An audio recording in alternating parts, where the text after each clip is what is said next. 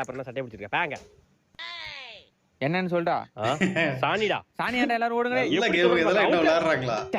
தொட்டானே. மூஞ்ச பாரு. அவர் பாத்துட்டு தாங்க விளையாடவே ஆரம்பிச்சிருக்காரு. டேய் சாணி குடுறா.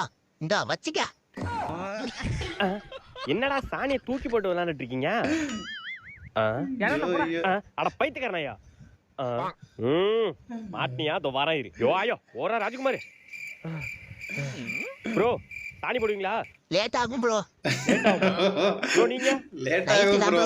நைட் ஆகுமா? வரானா? ஐயோ ஐயோ நைட் தான் ப்ரோ. இங்க எங்கயுமே சாணி வர இல்லையே.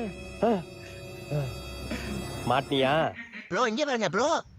சாணி ரெடி ஆயிட்டு.